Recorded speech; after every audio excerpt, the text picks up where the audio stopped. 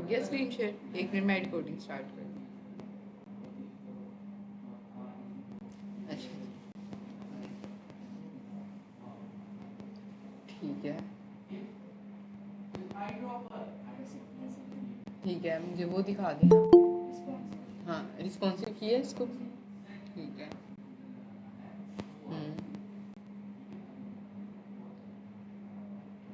Very good. ठीक है अच्छा ऊपर करिए ज़रा थोड़ा सा। ये लीगल और सोल्यूशन एक ही लाइन में आ जाता है। आपने बी आर का टैग यूज़ किया हुआ है? हाँ ठीक है, लेकिन वहाँ पे कैसे है?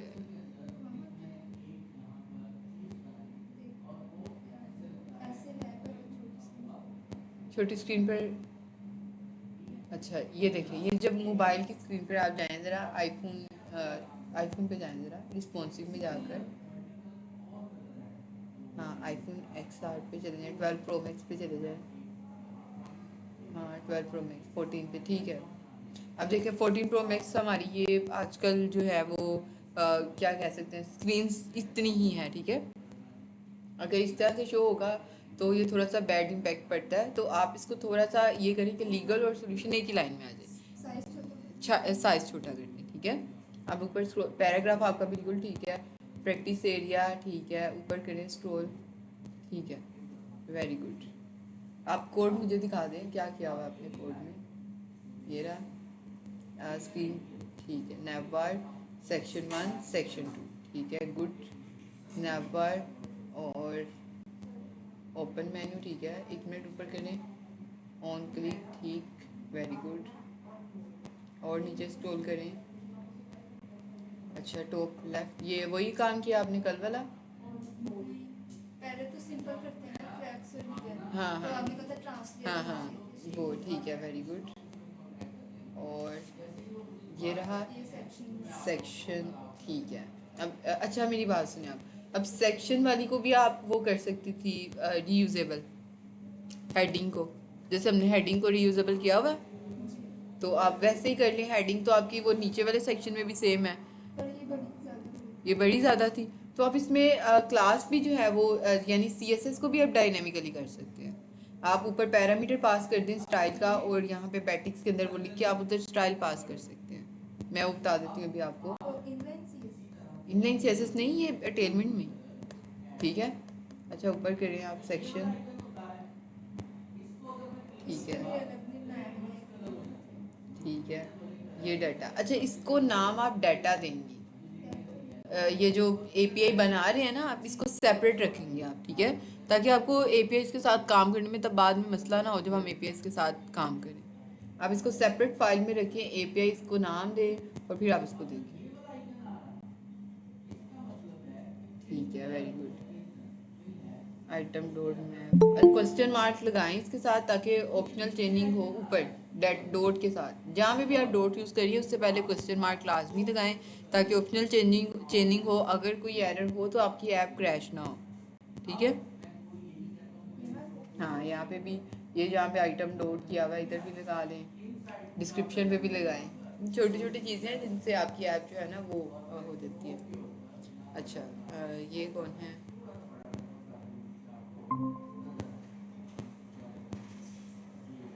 अच्छा ये हो गया। अच्छा मैं कल आप लोगों को कहती थी ना APIs का, तो इस पे एक छोटी सी एग्जांपल देख लेते हैं। प्रोजेक्ट ये है हमारा लोकल डिस्क सी, ये इस पे ये पीछे लगा दें इस पे। हो गया हो गया। अच्छा ये देखें, राइट क्लिक करके ना इसको मैं VS Code स्टूडियो में ओपन करती हूँ। ये हमारा ऑफिस का प्रोजेक्ट है जिसके ऊपर हम लोग जो है ना वो काम कर रहे हैं।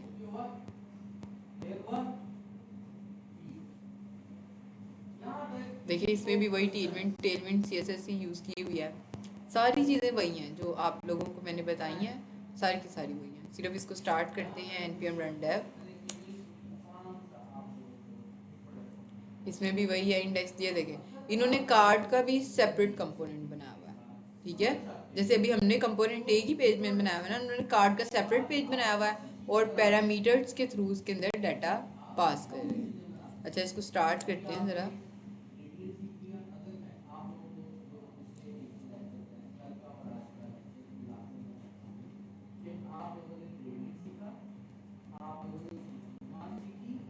और इसको हैंडल भी किया हुआ है कि अगर तो कार्ड के अंदर डाटा है तो कार्ड वाला जो डाटा है वो शो करवा दो, अदरवाइज ये शो करवा देगा नो वर्क फ्लो सिलेक्टेड, यानी कोई भी चीज़ आपने सेलेक्ट नहीं की हुई इसलिए ये आपको शो नहीं, डाटा नहीं शो करवा रहा। अच्छा, इस पे नहीं खुलेगा, ये इसी पे आना चाहिए।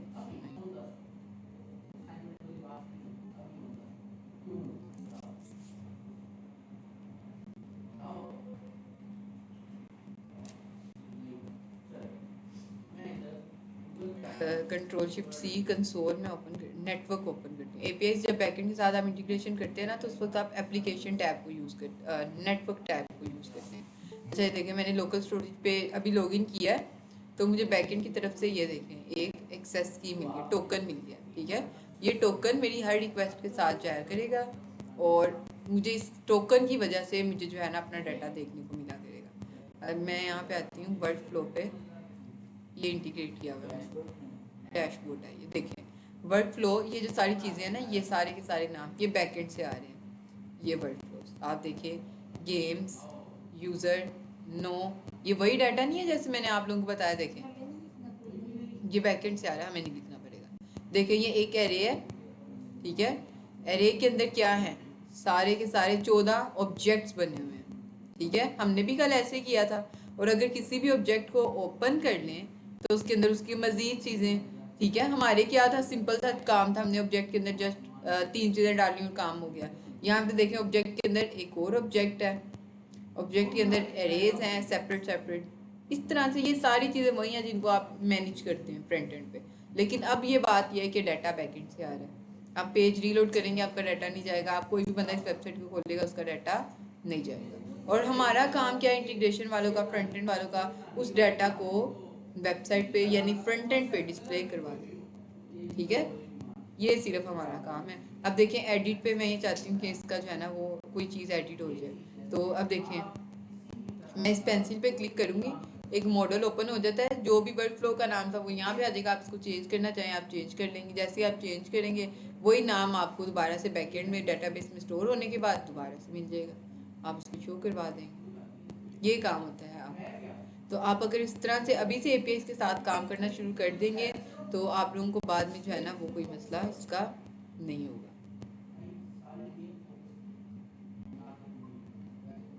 ठीक है, और भी जो जगहों से चीज़ों को एक्सप्लोर किया करें ताकि आपको जो है ना वो ज़्यादा से ज़्यादा चीज़ें जो है वो समझ में आए।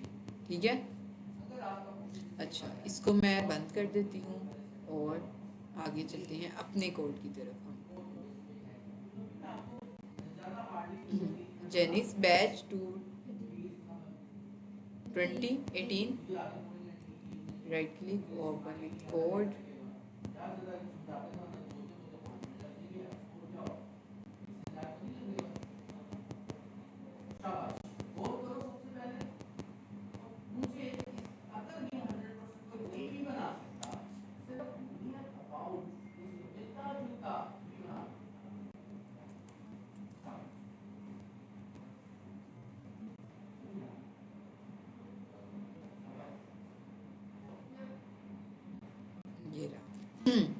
अच्छा, मैं क्या बता रही थी कि आप CSS की क्लासेस को भी जो है ना वो डायनेमिक कर सकते हैं। सबसे पहले हम एक हेडिंग बना लेते हैं रीयूजेबल कंपोनेंट की। यहाँ पे एक फाइल बना लेते हैं कंपोनेंट के अंदर हेडिंग की। ठीक है, heading डॉट JSX RAFC था। ठीक है, इसको मैं कॉल कर लेती हूँ कार्ड से पहले। ठीक है, या कार्ड वाले कंपोनेंट के अंदर ही यहाँ पे ऊपर जो है ना वो पहले हेडिंग शो हो जाए और उसके बाद जो है ना वो हमें डाटा शो हो। मैंने कंपोनेंट को कॉल कर दिया। अब इसको वैसे ही रहने देते हैं, कंट्रोल W। सारी फाइल्स को मैंने बंद कर दिया। अब हेडिंग को ओपन करते हैं और कंट्रोल V। पहले इसको डिज़ाइन कर लेते हैं। सबसे पहले ये है हमारी हेडिंग, इसको मैं दे देती हूँ क्लास नेम अगर आप अभी देखेंगी तो हमारी ये आ रही है हेडिंग, ठीक है। सबसे पहले इसको सेंटर में करना है, तो CSS की क्या क्लास थी? टेक्स्ट सेंटर, ये रहा। उसके बाद हमें इसका साइज ज़्यादा करना है, तो क्या करेंगे? 2 एक्सल 24 पिक्सल, ठीक है। बोल्ड करना है तो फॉन्ट बोल्ड, ये रहा। पैडिंग चाहिए टॉप बॉटम से, तो क्या करेंगे? PY 4 पिक्सल 16 पिक्सल की जो है ना ये पैडिंग दे देगा, ठीक है।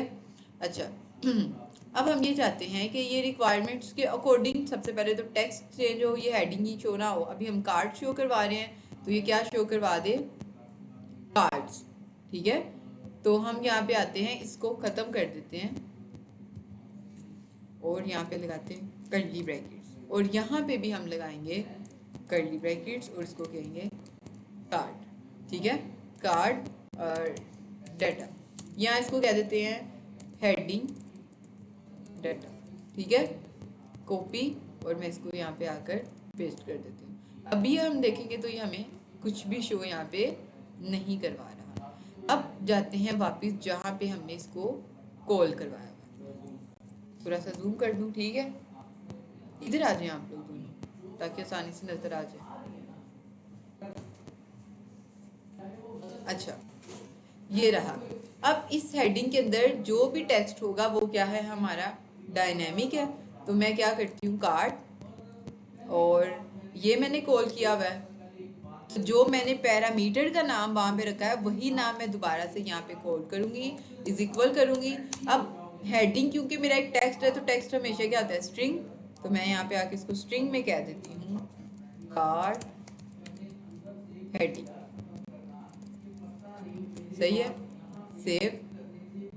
अब आगे देखो, कार्ड हेडिंग हो गया। स्टाइल चेंज करना है, इसका कलर हमने चेंज करना है रिक्वायरमेंट्स के अकॉर्डिंग। तो यहाँ पे ही आप आकर कोमा लगाकर कह सकते हैं कलर, ठीक है। और ये कलर जो है ना आप पास कर दें यहाँ पे। सबसे पहले तो आप यहाँ पे लगाएं कर्ली ब्रैकेट्स, ठीक है। स्ट्रिंग को कन्वर्ट कर दें बैटिक्स के अंदर, ठीक है। और आपको चाहिए उसका ब्रैकेट लगाइए, इसलिए क्योंकि हम इस वेरिएबल को इसमें कॉल करने लगे हैं CSS में। तो आपने देखा हुआ है कि जब भी आपने रिटर्न के बाद किसी भी वेरिएबल को कॉल करवाना होता है तो आप कर्ली ब्रैकेट्स लगाते हैं, तो इसलिए हमने कर्ली ब्रैकेट्स लगाई। अच्छा, इसको कॉल करते हैं। और टेक्स्ट का मसला था, वहाँ पे टेक्स्ट ज़्यादा भरा था, ठीक है। तो आप कलर की जगह इसको टेक्स्ट भी कर सकते हैं, जो भी आप कहना चाहें। तो डॉलर का साइन, कर्ली ब्रैकेट, ये रहा, और ये कलर, ठीक है। अब टेक्स्ट भी यहाँ से जो है ना वो पास करेंगे। आप यहाँ पे आके कहेंगी कलर कर्ली ब्रैकेट्स, और क्योंकि ये जो आपकी CSS है इसमें कलर जो है वो यानी साइज जो है वो स्ट्रिंग में होता है, तो आप उसको स्ट्रिंग में बताएंगे। मैं इसको जो है ना वो 50 पिक्सल जो है वो साइज कह देती हूँ। नहीं अप्लाई किया इसने। टेक्स्ट 50 पिक्सल, इसको सबसे पहले नाम चेंज करते हैं, साइज कह देते हैं, ठीक है। और इसको भी जो है ना वो साइज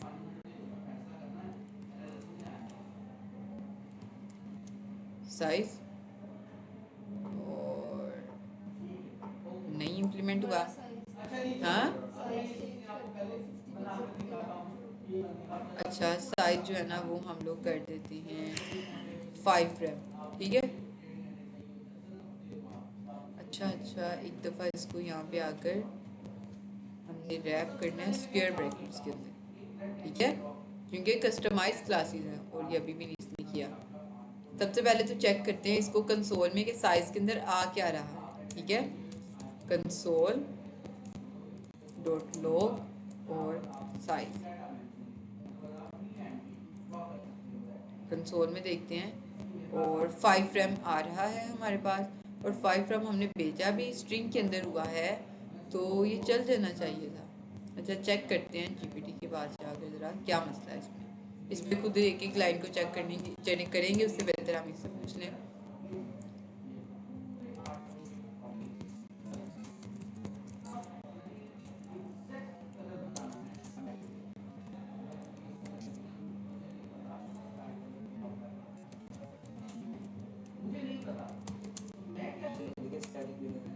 किसके चेन सी चेन, ठीक है, भेजते हैं इसको।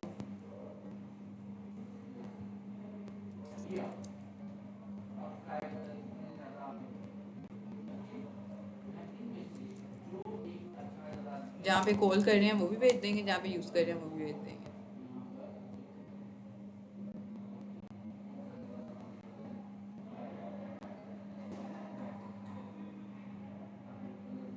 अच्छा, वो कह रहा है कि टेलमेंट सीएसएस जो है ना वो इस तरह से डायरेक्ट क्लासेस को यूज़ नहीं करता, तो आपको फिर ये करना पड़ेगा कि इस तरह से इसको बताना पड़ेगा। इनलाइन क्या हुआ, ऑप्शन 2 भी है। वो कह रहा है कि इसकी आप वो सेपरेट क्लास बना लें। इसके लिए आप क्या करेंगे, मॉड्यूल डॉट एक्सपोर्ट, और इस मतलब यही कोड जो है ना वो आप कस्टम क्लासेस भी बना सकते हैं टेलमेंट के अंदर। v.config के अंदर जाएं, यही कोड जो है ना वो यहाँ पे पेस्ट कर दें। अब 5 रैम के नाम से आपकी कस्टम क्लास बन गई। आप जहाँ पे भी आपको टेक्स्ट चाहिए ना, ये वाला, तो आप यहाँ पे आके टेक्स्ट इस तरह से लिखने के बजाय आप लिख देंगी 5 रैम, तो आपकी ये भी एक जो है ना यहाँ पे ये भी क्लास नहीं काम कर रही।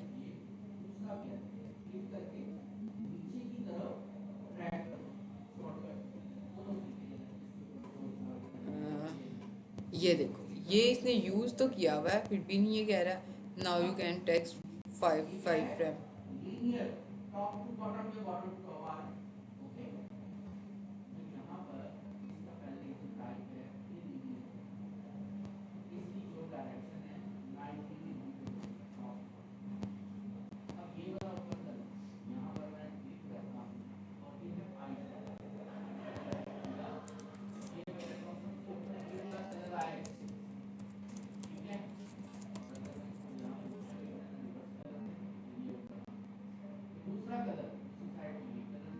जहाँ हम उसको कॉल कर रहे हैं उसको div में लिख के, तो उस div को क्लास नेम में चेंज कर सकते हैं। किसको, जैसे हेडिंग को कॉल किया है ना, तो उसको एक div के अंदर कॉल करें और उस div को क्लास नेम में जाके तो चेंजिंग करें। यानी आप ये कह रहे हो कि div को उठा लें, ये कट करें, इसको इसके अंदर रख दें, और इस div के क्लास नेम, फॉन्ट साइज का कह रही हैं आप। अच्छा, टेक्स्ट क्या था, टेक्स्ट कर लेते हैं, ज़रा ज़्यादा बड़ा हो जाएगा। और हाँ, इस तरह से भी काम हो सकता है, ठीक है। अच्छा, फिर आप इसी को यूज़ कर सकती हैं वहाँ पे भी, ठीक है। यानी हम लोग ये कर सकते हैं कि आप डिव के ऊपर रख के उसके अंदर जो है वो डायनेमिकली चीज़ों को पास कर दें। आप इसी तरह से ऑन क्लिक को भी यूज़ कर सकती हैं। बटन्स के अंदर बटन्स को भी डायनेमिक बना सकते हैं। आप देखें, बटन की हर जगह पे फंक्शनैलिटी जो है ना वो डिफरेंट होती है। कहाँ गई हमारी कल की टेम्पलेट, कहाँ पे है, ये थी। अच्छा, अब इस बटन का काम क्या है, बुक अपॉइंटमेंट। इस पे क्लिक करेंगे तो आपका फॉर्म सबमिट हो जाएगा, अपॉइंटमेंट जो है वो बुक हो जाएगी। इस पे इसका कोई और काम होगा, बुक अपॉइंटमेंट। इसके अलावा अगर यहाँ पे चले जाते हैं तो मतलब वेबसाइट में अगर और हमारे वो होते बटन, तो उनका काम क्या होना था, उनकी रिक्वायरमेंट्स के अकॉर्डिंग डिफरेंट होना था, तो आप उसको भी पास कर सकते हैं एज अ प्रूफ। वो क्या कि आप बटन बना लें, हेडिंग के नीचे ही हम ना एक बटन बना लेते हैं, कंट्रोल ई, और सबसे पहले एक फ्रेगमेंट्स का इशू आ जाएगा। मसले को ख़त्म करने के लिए एक सेपरेट ही कंपोनेंट बना लेते हैं, button dot JSX RAFCE,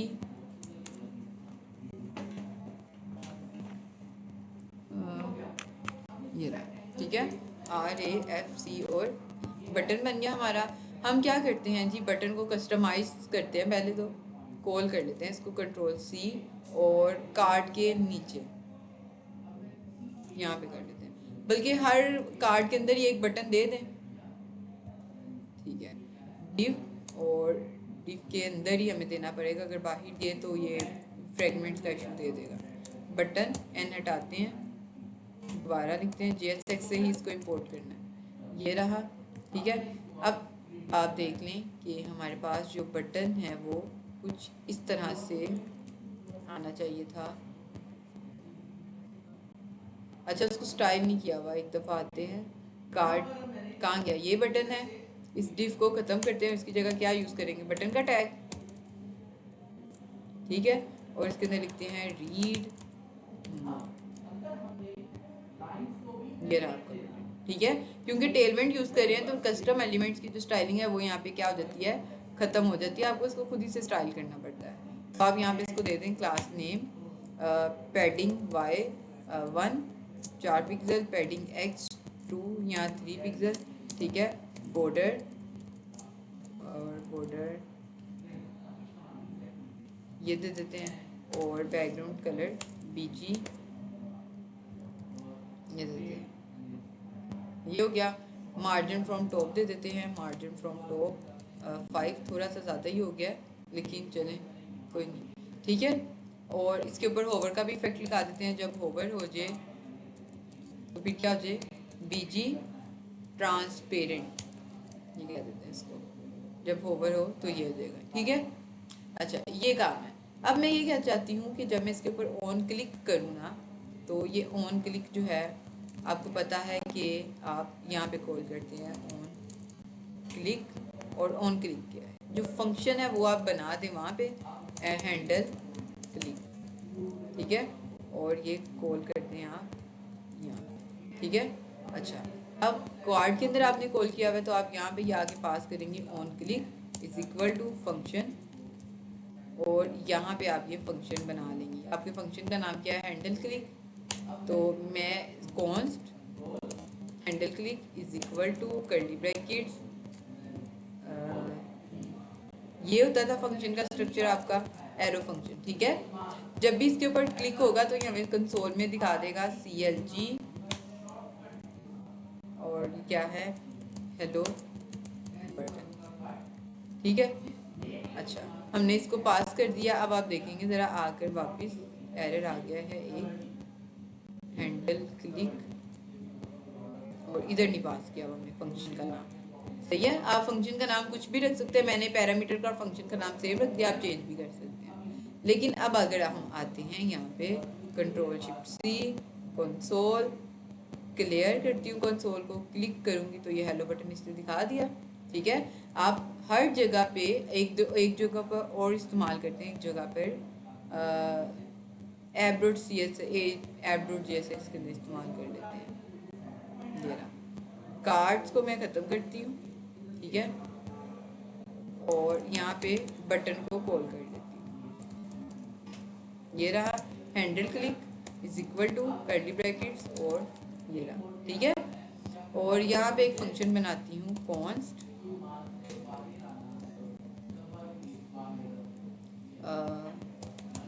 hello is equal to, और CLG,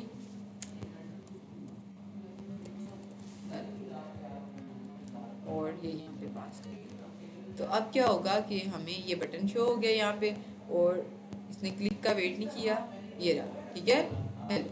यानी आप हर बटन पे उसके फंक्शन को चेंज कर देंगे, पास कर देंगे, तो ऑन क्लिक पर वही लॉजिक आपकी एग्जीक्यूट हो जाएगी। तो आप इस तरह से अपनी पूरी की पूरी रिएक्ट को जो है ना वो डायनेमिक बना सकते हैं। इससे पहले मैंने एक प्रोजेक्ट बहुत पहले, कोई 1-2 साल पहले एक प्रोजेक्ट पे काम किया था, एमजोन के नाम से था वो प्रोजेक्ट, सॉफ्टवेयर हाउस में।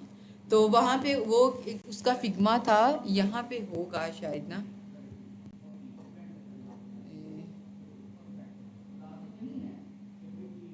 ये पता नहीं आप मुझे इसकी एक्सेस है कि नहीं, मैंने वो सॉफ्टवेयर हाउस छोड़ दिया है।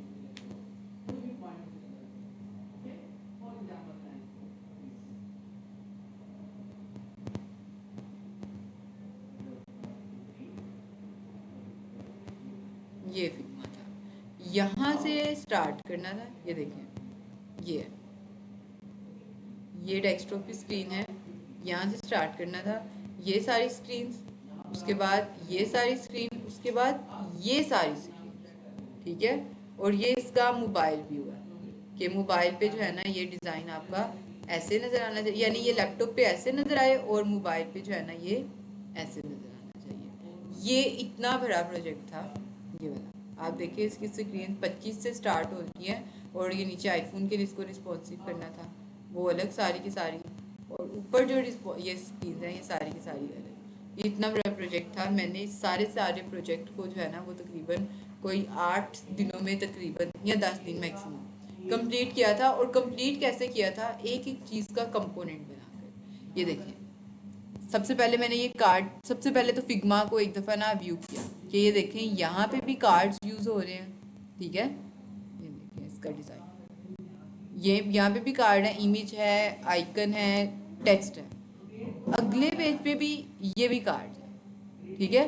डिज़ाइन सिमिलर ही है दोनों का, लेकिन इसके बाद जो कार्ड्स थे ना, ये वाले कार्ड, इसमें मसला सिर्फ ये है कि इमेज है, लेकिन इमेज अब फुल है, आइकन भी चेंज है और ये भी सारी चीज़ें चेंज है, ठीक है। लेकिन है तो कार्ड ही, मैंने इनको भी एक ही यानी एक ही कंपोनेंट बनाया ये वाला, और उसी को जो है ना वो चेंज करती रही, CSS की जो क्लासेस हैं वो पास करके और उसको चेंज करके मैंने ये सारे का सारा जो है ना कंपोनेंट, ये सारे का सारा पूरा ऐप तकरीबन 8 से 10 दिनों में बना दिया था, यानी रीयूज़ किया इतना मैंने। ये एक स्क्रीन एक कंपोनेंट बनाया, अब देखिए यहाँ पे भी, यहाँ पे ये 5-6 जगह पे यूज़ हो रहा है। अब कोड कॉपी पेस्ट करते तो एरर आने थे, कभी इमेजेस के नाम के, कभी पाथ के, कभी कितने। मैंने सिर्फ एक कंपोनेंट बनाया ये वाला, और इसको ही, बल्कि यहाँ पे जो हीरो सेक्शन का कंपोनेंट था ना, नहीं हीरो सेक्शन नहीं यही था शायद, अच्छा इसी को बनाकर इसको रीयूज़ कर दिया, इसकी इमेज को भी डायनामिक कर दिया, इसके टेक्स्ट को भी, बटन्स को भी डायनामिक कर दिया। जहाँ जहाँ पे ज़रूरत होती थी वहाँ पे इसको पेस्ट कर देती थी और थोड़ी बहुत स्टाइलिंग करके इसको चेंज कर दी। जैसे यहाँ पे सिर्फ बैक इमेज ही है, वो कंटेंट नहीं है, तो इसको भी हमने रीयूज़ किया, फील्ड्स को भी रीयूज़ किया, इतनी सारी चीज़ों को रीयूज़ किया। सिर्फ वो ऐसे बन गया था जैसे वर्डप्रेस की वेबसाइट है कि आप सिर्फ डाटा पास करते जा रहे हो और आपकी वेबसाइट जो है वो बन रही है। तो थोड़ा सा चीज़ों को आप समझेंगे, थोड़ा सा स्मार्टली काम करेंगे तो ये काम बहुत आसान हो जाएगा आप लोगों के लिए। ये इसमें देखें, ये इनपुट फील्ड्स, ये सारी की सारी फील्ड्स, इसमें भी इमेजेस, ये कार्ड्स, ये बहुत लंबा, ये डैशबोर्ड असल में यहाँ से स्टार्ट हो रहा है, ये सारी की सारी वेबसाइट की चीज़ें हैं। तो ये डैशबोर्ड था, ये ठीक है। ये इनको भी वो ही किया हुआ था, रिस्पॉन्सिव बटन्स को भी वो ही किया हुआ था डायनेमिक। चैट पे चैट टेक्स्ट सिर्फ पास करती थी। अब यहाँ पे आए तो हमारे बटन का नाम देखिए आप, ये रहा बटन, रीड मोड, हर जगह पे रीड मोड ही आ रहा है। आप बटन का नाम भी डायनेमिक कर सकते हैं। हम यहाँ पे आते हैं बटन के नाम को डायनेमिक, ठीक है, फंक्शनैलिटी के हिसाब से, BTN नेम,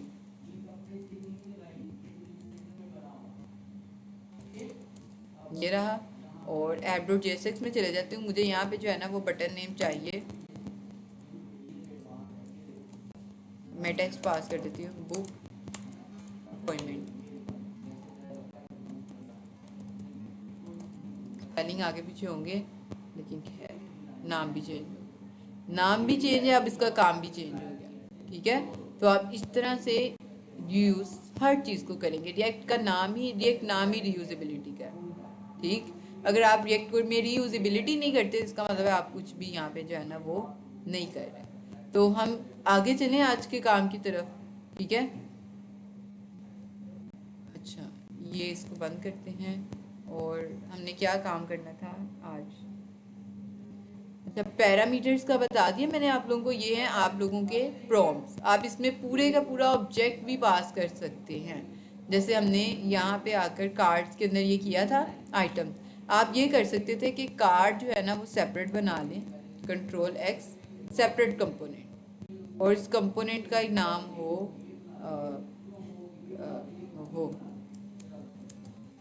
रीयूज कार्ड रख देते हैं,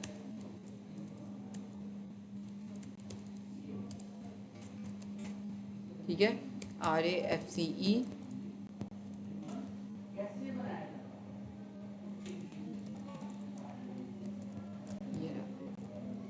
ये Ctrl+B। अब एरर्स आएंगे बहुत सारे आपको कि ये item dot heading is not define, item dot description is not define, देख लेते हैं एरर्स भी, लेकिन इनको पहले आपको क्या करना पड़ेगा, कॉल करना पड़ेगा। यहाँ पे आप आकर इस कार्ड रीयूज कार्ड वाले कंपोनेंट को क्या कर दो, कॉल कर दो।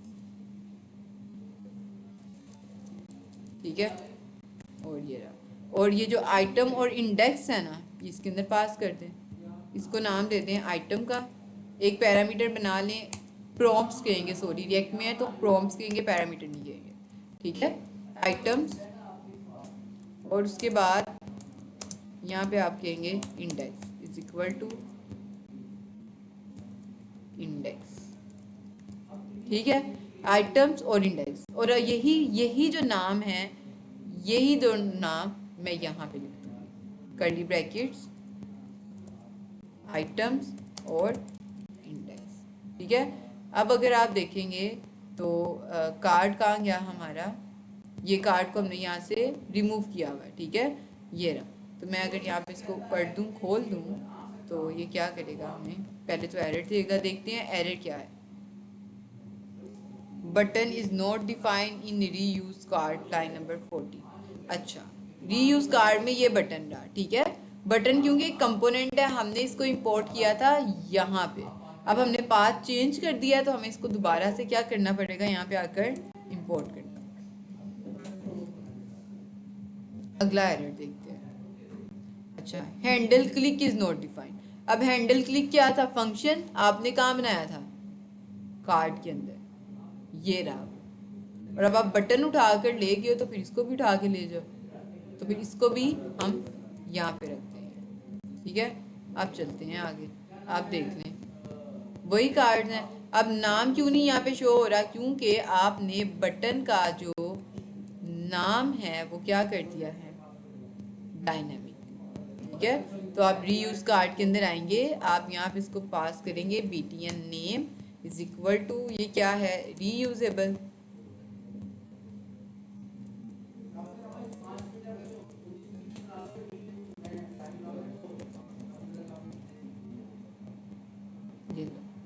ठीक है, और अगर इसके ऊपर क्लिक करेंगे, अब इसकी फंक्शनैलिटी क्या हमने सेट की हुई थी कि ये हमें कंसोल में शो करवाएगा हेलो बटन। ठीक है, और नीचे जो बटन है ये वाला बुक अपॉइंटमेंट, क्लिक करेंगे, काम इसका क्या है, हेलो, ये जो भी है हेलर पता नहीं क्या लिखा गया है, तो ये शो करवाएगा। इस तरह से आप इनको चेंज कर सकते हैं। ये एक बहुत मज़े की है, आप अगर इसको सीखेंगे तो आपको उस पर मज़ा आएगा। ठीक है, अच्छा, आज काम करना था हमने फॉर्म हैंडलिंग पे।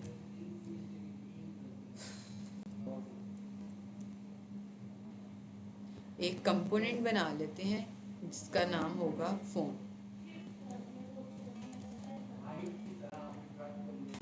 ठीक है, RAFCE फॉर्म। सबसे पहले ख़त्म करते हैं, इसको डालते हैं फ्रेगमेंट, और ये रहा फॉर्म, इसके अंदर भी लिख लेते हैं फॉर्म। ठीक है, फॉर्म को कॉल कर लेते हैं app.jsx में इन दोनों के बाद।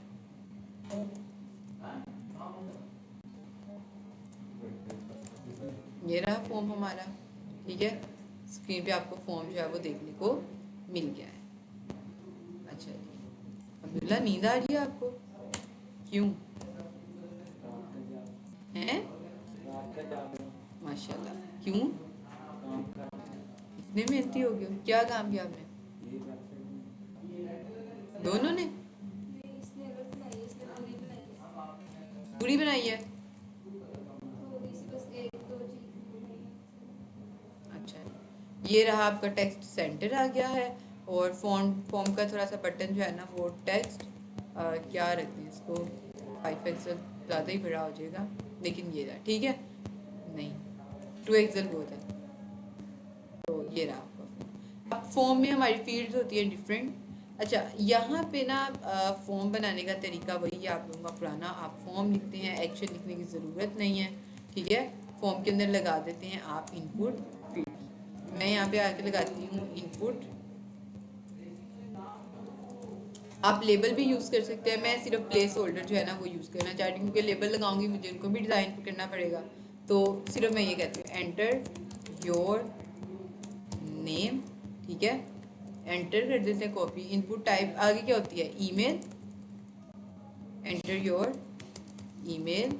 उसके बाद अगली क्या आएगी, password, phone number, password, enter your password, phone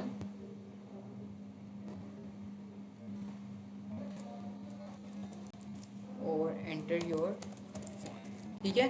ये बटन, ये 4 चीज़ होंगी। 5वां होता है हमारे पास बटन, इसको हम नाम देते हैं सबमिट का, और इसकी टाइप क्या रखेंगे हम लोग, सबमिट। इसका काम क्या है, हमारे फॉर्म को सबमिट करने का, ठीक। अच्छा जी, हमारा ये फॉर्म गया है बन। ये कुछ ऐसा नज़र आ रहा है क्योंकि हम यूज़ कर रहे हैं टेलविंड, तो इनपुट फील्ड्स को कोई भी स्टाइलिंग है ना वो यहाँ पे नहीं मिलेगी। मैं ये इसको उठाती हूँ, Ctrl+C, चैट जीपीटी को दे देती हूँ, 2 मिनट में वो स्टाइल कर देगा। तब तक हम कोई और चीज़ों को डिस्कस कर लेते हैं। Style this form using Tailwind CSS। हम इसको सिर्फ स्टाइल करके दे दे, बाकी कुछ ना करे।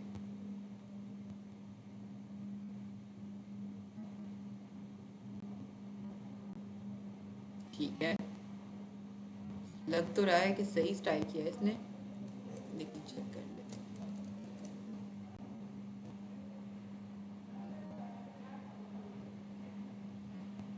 ये रहा, सही है, चले काम चल जाएगा हमारा। हमने जो फॉर्म लिखा था उसको हम हटा देते हैं, इसको सेंटर में ले आते हैं। सेंटर में लाने के लिए क्या करना पड़ेगा,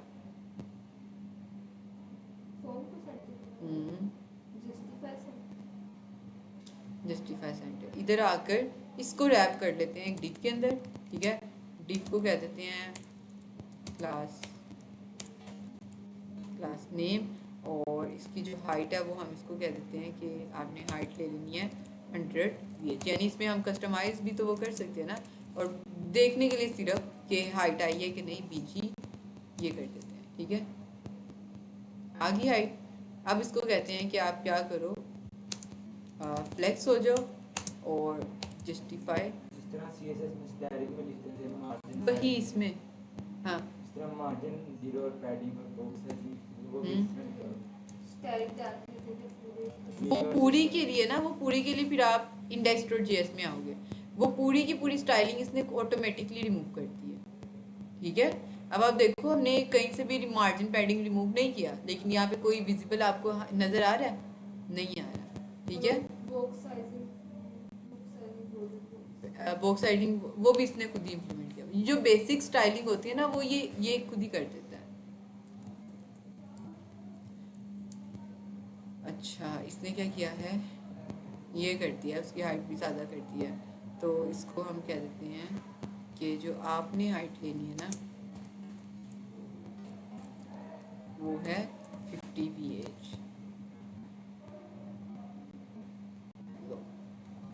50 थोड़ा कम हो गई है, 80 VH ये रहा। और जस्टिफाई सेंटर, और आइटम सेंटर थी, ये रहा, आ गया ये सेंटर में। और इसकी जो हाइट मैंने की है ना 80 VH में, इसको खत्म कर देते हैं, सही हो गया।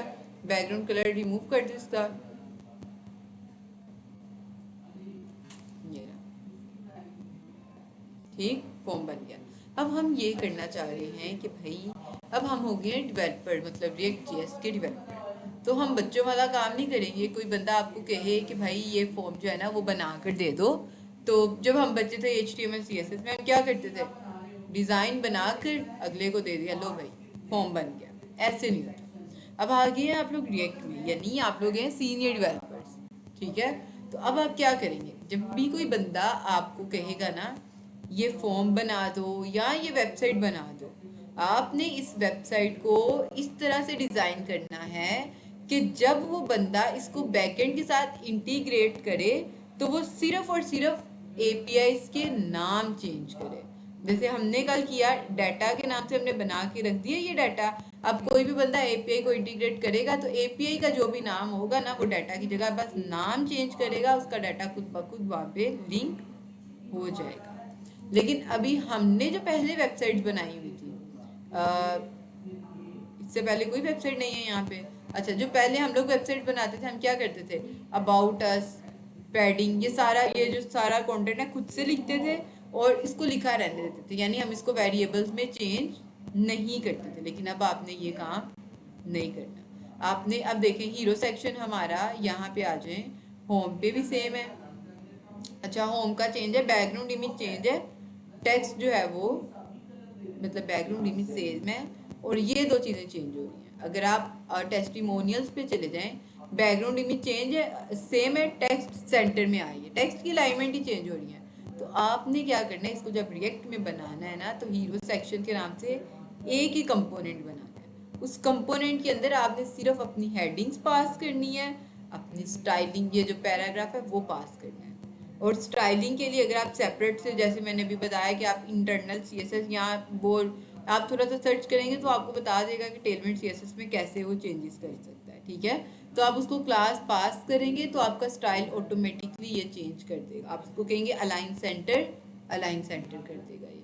अगर अबाउट अस में चले जाएं तो यहीं पे भी, वहाँ पे भी सेम ऐसे ही, ठीक है। अब आपने ये 5-6 स्क्रीन है, इनको 5-6 दफ़ा बनाना नहीं है या 5-6 दफ़ा कॉपी पेस्ट नहीं करना। आपने एक ही कंपोनेंट बनाना है जिसका नाम क्या रखेंगे हम, हीरो सेक्शन, और उसके अंदर एज अ पैरामीटर हेडिंग और डिस्क्रिप्शन पास करेंगे, और हेडिंग और डिस्क्रिप्शन को हम लोग शो करवाते रहेंगे। बैकग्राउंड इमेज सबकी सेम है तो बैकग्राउंड स्टाइलिंग सबकी सेम रहेगी, लेकिन ये हेडिंग जो है वो सबकी चेंज होती रहेगी। अब अगर मैं आपसे कहूँ कि एक ये वाली स्क्रीन बिजनेस लॉ पे क्लिक करेंगे, अच्छा सब पेजेस नहीं है इसके, ठीक है। अबाउट अस, कॉन्टेक्ट अस, ये सारी स्क्रीन कितने टाइम में बन जाएंगी?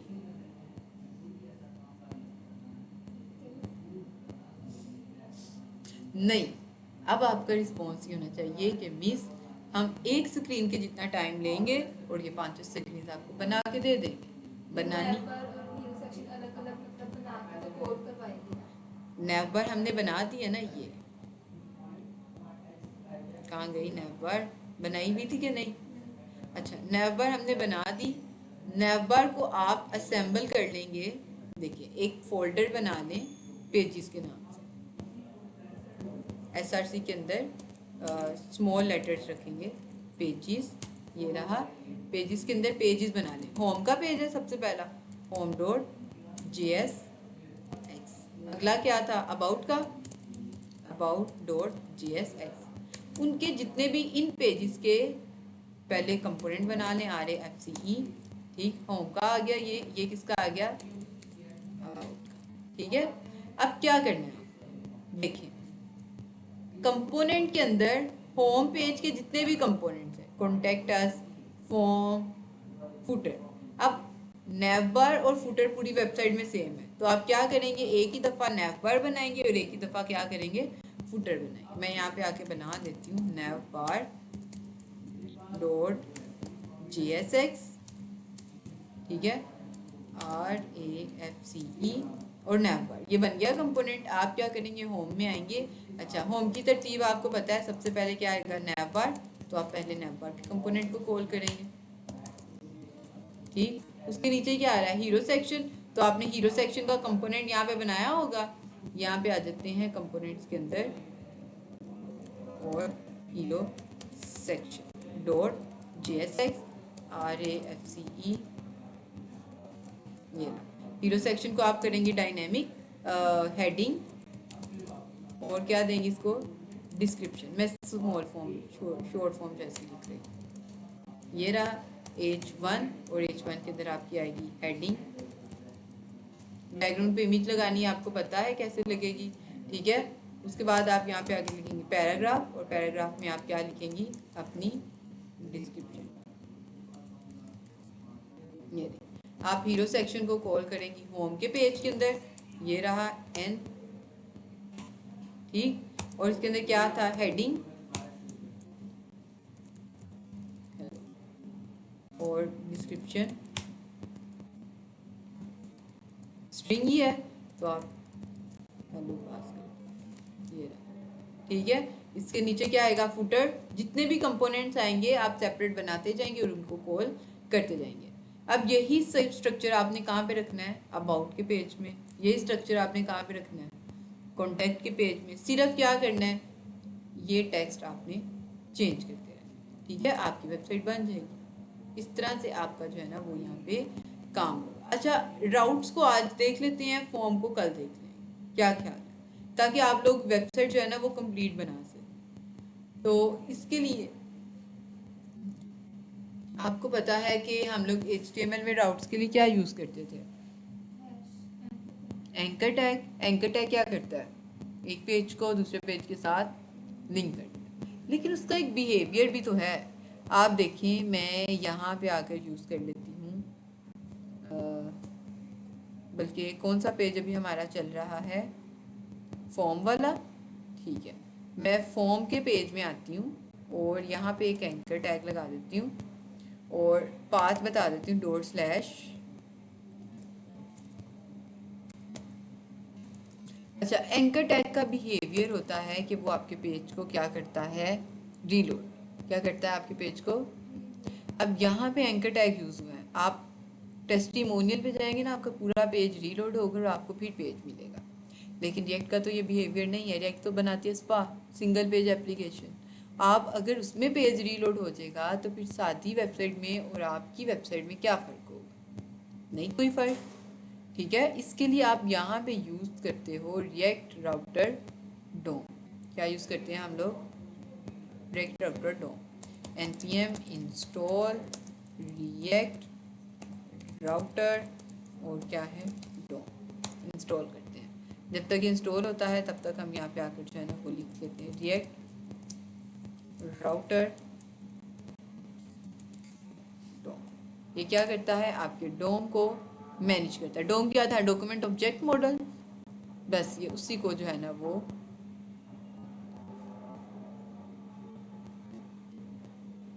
इंस्टॉल हो चुका है। हम डॉक्स पे चले जाते हैं।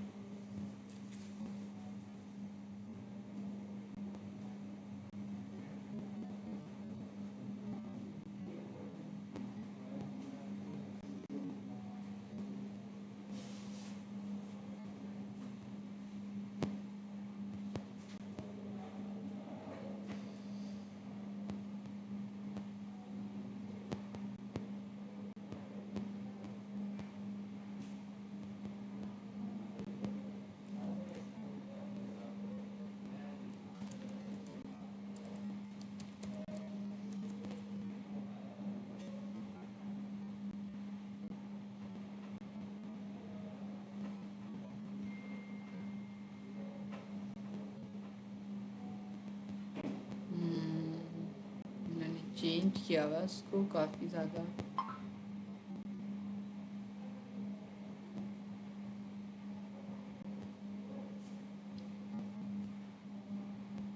ब्राउज़र राउटर WC स्कूल पे देख लेते हैं ये क्या बताता है। ब्राउज़र राउटर, इसके अंदर बनाएंगे हमारे राउट्स और राउट्स के अंदर बनेंगे हमारे लिंक्स। ये रहा, ये स्ट्रक्चर होता है जी आपका। app.jsx में हम लोग क्या करते हैं कि अपनी वेबसाइट के राउट्स बना लेते हैं। उन राउट्स को हम लोग रैप करते हैं एक ब्राउज़र राउटर के लिए। ठीक है, ब्राउज़र राउटर क्या करेगा? ब्राउज़र के ऊपर हमारे राउट्स को मैनेज करेगा। इसके अंदर हम बनाएंगे राउट्स और राउट्स के टैग के अंदर हम क्या बनाएंगे? अपने हर एक पेज का सेपरेट राउट बनाएंगे, पाथ बनाएंगे। ठीक है, और उस पाथ के ऊपर जब कोई बंदा आके रिक्वेस्ट करेगा तो उसको हमारा जो पेज है वो मिलेगा। इसको देखते हैं ये कैसे करेगा। तो इंस्टॉल हो गया है हमारा। हम चलते हैं इसको मिनिमाइज करके app.jsx के अंदर। app.jsx के अंदर है हमारा कार्ड वाला पेज, हमारे बटन वाले पेज, हमारा फॉर्म वाला पेज और हमारा होम वाला पेज, या जितने भी पेजेस होंगे। आप क्या करेंगे? इनको ख़त्म करेंगे। आप सबसे पहले यहाँ पे आकर एक टैग यूज़ करेंगे ब्राउज़र राउटर और इसको आप करेंगे क्लोज, क्योंकि ये ब्राउज़र राउटर, ये हटाएंगे और इसको दोबारा से इंपोर्ट। और ये कहाँ से इंपोर्ट हो रहा है? रिएक्ट राउटर डोम से, जिसको हमने अभी इंस्टॉल किया npm इंस्टॉल रिएक्ट राउटर डोम करके। अच्छा, ब्राउज़र राउटर के अंदर आएंगे आपके राउट्स। ये ठीक है, आपके राउट्स के अंदर आएंगे आपके सेपरेट हर पेज का राउट। और राउट क्या होगा? सेल्फ क्लोजिंग ठीक है। अब राउट्स को भी आपने इंपोर्ट करना है, ये रहा, और राउट को भी आपने क्या करना है, इंपोर्ट करना। और ये तीनों कहाँ से आ रहे हैं, रिएक्ट राउटर डोम में से। अब क्या करना है, राउट के अंदर आपको देनी पड़ती हैं दो चीज़ें, सबसे पहले पाथ यानी यूआरएल, और सेकंड नंबर पर जब इस यूआरएल पे कोई बंदा रिक्वेस्ट करेगा तो उसको कौन सा एलिमेंट नज़र आएगा। स्लैश कौन सा होता है, स्लैश पाथ होता है हमेशा आपका होम के पेज का। तो आप यहाँ पे आके लिखेंगे element is equal to curly brackets और होम का पेज, ई और ये रहा, ठीक है। अब अगर आ जाए वापस, बनाते हैं नैव बार, नैव ये रही, इसको करते हैं ये ख़त्म। अच्छा, एल और एल के अंदर एंकर टैग, ये रहा, ठीक है। और ये टैग किसका है, होम का, तो ये मैं यहाँ पे आके पास क्या करूँगी, स्लैश, ठीक। वापस चलते हैं और अब देखें नेवर हमें यहाँ पे डिस्प्ले तो हो रही है, लेकिन आपको पता है कि नेवर जो है ना आपकी पूरी वेबसाइट में शो होती है, आप ऐसा ही है, ये रही। अब जो जो एलिमेंट्स आपकी पूरी वेबसाइट में सेम होते हैं ना, आप उनको कॉल करते हैं राउट से बाहर, ब्राउज़र राउटर के बाद और राउट्स के टैग से पहले। नेवर आपकी पूरी वेबसाइट में आती है ना, यानी जितने भी राउट्स बनेंगे उन सब के ऊपर क्या आएगी, नेवर। फुटर आपका एंड पे होता है, तो जितने भी राउट्स बनेंगे उन राउट्स के बाद आपका क्या आएगा, फुटर। अब फुटर क्योंकि हमने बनाया नहीं हुआ, तो हम क्या करेंगे, इसको अगर यूज़ करेंगे तो ये हमें क्या दे देगा, एरर। लेकिन मैं आपको बताने के लिए कि आप फुटर एंड पे यूज़ करेंगे, ठीक है। अच्छा, अब ये बन गया हमारे होम का पाथ। इसी तरह से अबाउट का स्लैश अबाउट लिखेंगे, और अबाउट का जो कंपोनेंट बना हुआ था हम वो इसको यहाँ पे कॉल कर देंगे, ये रहा, ठीक है। अब ये जो राउट्स बनाए हैं ये राउट्स हम पास करेंगे नैव बार के अंदर, ठीक। इसको कॉपी करती हूँ और इसकी जगह मैं क्या लिखूंगी, अबाउट और स्लैश अबाउट, ई करते हैं नीचे।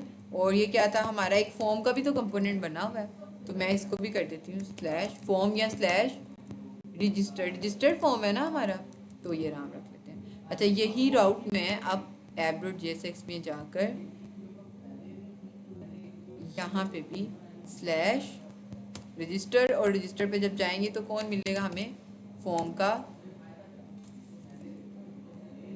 कंपोनेंट इंपोर्ट हुआ है, ये पहले से इंपोर्ट है यहाँ, ठीक है। अब चलते हैं नैवबार पे, वेबसाइट पे वापस। ये रही हमारी होम अबाउट, ये क्या हुआ है, नैवबार ही बार बार शो ही जा रही है हमें। अच्छा, home.jsx के अंदर हमने कहा हुआ है हेलो, ओह हमने होम के अंदर भी नैव बार को कॉल किया हुआ है, ठीक है। इसलिए हमें 2 दफ़ा नैव बार जो है ना वो यहाँ पे शो हो रही थी। अब आप देखिए होम अबाउट और फॉर्म नैव बार से आ रहे हैं, और ये हेलो आपको कहाँ से आ रहा है, हेलो को हम जो है ना वो सेंटर में कर देते हैं, हीरो सेक्शन में जाते हैं और इसको जो है ना वो डिव के अंदर रैप करते हैं, इसी को डिव बना देते हैं, टेक्स्ट सेंटर सी प्रॉपर्टी, ये आ जाएगा, ठीक है। अब देखिए होम पे जाएंगी आप, अब क्योंकि हमने स्लैश लगाई थी ना होम का एड्रेस, अब जिस भी एलिमेंट का होता है ना पाथ, ये स्लैश हमेशा लैंडिंग पेज पे आपको वही नजर आएगा, ठीक है। अच्छा, अगर मैं अबाउट पे क्लिक करती हूँ तो पेज मेरा रीलोड हुआ है, लेकिन आप देखें कि हमें अबाउट का जो सेक्शन है ना वो ये यहाँ पे मिल गया। अगर मैं फॉर्म पे चले जाती हूँ मेरा पेज रीलोड हो रहा है, लेकिन मुझे फॉर्म मिल रहा है। मसला तो अभी भी वही है, पेज रीलोड हो रहा है। पेज रीलोड हो क्यों रहा है, नैव बार में चले जाते हैं। एंकर टैग हमने यूज़ किया हुआ है, और एंकर टैग का बिहेवियर है कि जब भी आप इस पे क्लिक करेंगे तो पेज रीलोड होगा और आप दूसरे पेज पर नेविगेट कर जाएंगे। तो आपको एंकर टैग को कन्वर्ट करना है लिंक के टैग के अंदर, लिंक का एल कैपिटल आई एन के लिंक, ठीक है। अब चेक करते हैं ये इसने इसको क्यों नहीं किया, ये अच्छा अब ज़रा आकर चेक करते हैं क्या काम हुआ है या नहीं। अबाउट पे क्लिक करते हैं, अब ये हमें मूव ही नहीं करवा रहा, ठीक है। और एरर देखते हैं, कोई एरर बता रहा हो तो SRC could not due to syntax error, कह रहा है कि जी आपने सिंटैक्स एरर की जो है ना वो गलती की हुई है, तो इस वजह से हम आपको जो है ना वो मूव नहीं करवा सकते। अब सिंटैक्स एरर की क्या गलती की हुई है हमने, ये href हमेशा यूज़ होता है आपका एंकर टैग के साथ। अगर मैं Alt Shift L कर दूं तो जहाँ जहाँ पे भी href लिखा हुआ है सबको सिलेक्ट कर लिया एक साथ। href को आपने कन्वर्ट करना है कहाँ क्या, टू के टैग में, ठीक है, लिंक टू।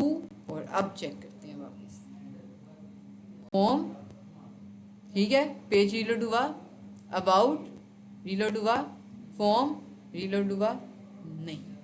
इस तरह से आप अपने राउट्स को मैनेज करते हैं। अब नैव बार जब बनाएंगे तो नैव बार में /path के बजाय आप क्या करेंगे, app.jsx के अंदर जो आपने पाथ बनाए हैं उनको कॉल करेंगे, ठीक है।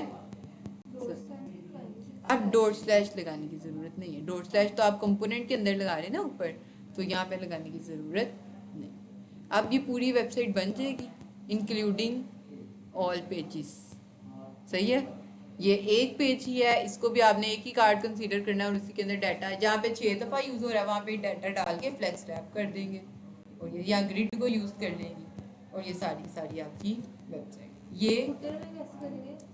फुटर में क्या होगा, ये जो चार एक जैसे इनके लिए भी आप इनके लिए आप एरे और ऑब्जेक्ट्स को यूज़ कर सकती हैं। यानी एक बन जाए एरे आपकी जिसका नाम हो क्विक लिंक्स, ऑब्जेक्ट बन जाए क्विक लिंक्स और उसके अंदर 4 ये चीज़ें 5 ये चीज़ें हो।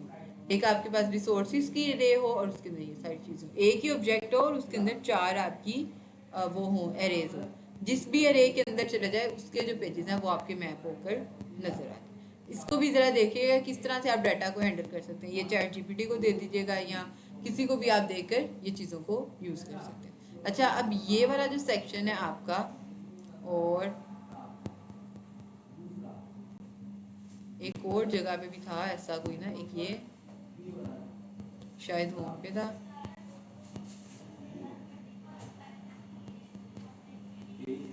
ये देखें, ये भी एक ही जैसे इस्तेमाल हो सकते हैं। अच्छा ये देखें यहाँ पे यही है लेकिन यहाँ पे ये लेफ्ट साइड पे है, ठीक है। तो आप इसको भी ये यूज़ कर सकते हैं, फ्लेक्स डायरेक्शन इसकी कॉलम रिवर्स कर दीजिएगा, रो रिवर्स, और ये जो लेफ्ट वाला है वो राइट पे आ जाएगा, राइट वाला लेफ्ट पे आ जाएगा, और इसको चेंज कर सकते हैं, रीयूज़ करिएगा चीज़। जैसे नैव बार को हमने उसमें ब्राउज़र में करना है तो ब्राउज़र को नीचे करेंगे और फुटर को एंड पे, हाँ। तो अगर कोई दरमियान में आ जाए जिसको हमने सेम रखना है, मतलब जैसे नैव बार सब में सेम है ना, हाँ। और कोई और सेक्शन आ जाए सब सारों में सेम आ रहा हो और वो दरमियान में कहीं पे हो। समझ नहीं आई मुझे आपकी बात की। जैसे ये है ना नैव बार को किया हमने, हाँ जी। फुटर को लास्ट में किया, तो जो दरमियान में राउट लिखे हुए हैं, जैसे अबाउट का पेज है, फॉर्म का पेज हमने सब पे लगाना है, तो फॉर्म का पेज सब पे तो लगाना है। राउट के बाहर करेंगे ना उसको। इसको भी आप कहाँ गया, ये आ ही नहीं रहा, अच्छा ये रहा, इस तरह करके। फिर हर पेज पे आपको तो वो राउट होम से नीचे आएगा, ऊपर आएगा ना, होम से ऊपर आएगा, तो अगर उससे नीचे लिखे फिर फुटर के बाद लगाएंगे, फुटर से पहले लगाएंगे, और अगर अबाउट के ऊपर ले जाना, अबाउट मतलब फिर दरमियान में कंडीशन लगा देंगे, कंडीशन लगेगी, ठीक है। लेकिन ऐसा कोई केस नहीं होता, ठीक है। ये सिर्फ आपके एक दो चीज़ होती है, नैव और फुटर। अब कई जगहों पर आप देखिएगा कि आपका लॉगिन और साइन अप का फॉर्म है। अब क्योंकि आपने ये ब्राउज़र राउटर के बाहर यानी राउट्स के बाहर नैव बार को कॉल किया है और राउट्स के बाद में फुटर को कॉल किया है, जितने भी राउट्स बनेंगे उन सब के ऊपर नैव बार और फुटर आएगा। लेकिन आपका साइन इन का पेज, लॉगिन का पेज, वहाँ पे नैव बार तो और ये तो होते ही नहीं है फुटर, वहाँ पे कैसे राउट्स को मैनेज करेंगे। एक ये छोटा सा वो कह लें आप प्रॉब्लम दी है आप लोगों को, आपने इसका सोल्यूशन लेके आना है, मतलब इसको सोल्व करके लेके आना है। आप इसी में ना एक नैव बार के अंदर पेजेस बना लीजिएगा, लॉगिन, मैं लगाऊंगी इसको तो ये मुझे दे देगा एरर। अच्छा ये ब्राउज़र राउट है, नैव बार में चले जाते हैं, ये लॉगिन और साइन इन होता है ना, साइन इन, SIGN, साइन। ये पेज लॉगिन पे क्लिक करें तो ये नैव बार जो है ना ये आपको डिस्प्ले ना, साइन इन पे क्लिक करें तो भी ये जो नैव बार है ना ये आपको डिस्प्ले ना हो। नैव बार और फुटर लॉगिन और साइन इन पे रजिस्टर शो ना, ये काम है और साथ आपकी ये वाली वेबसाइट। ठीक है, अच्छा कोई और क्वेश्चन कोई चीज़ पूछनी है आप लोगों ने तो बता दें।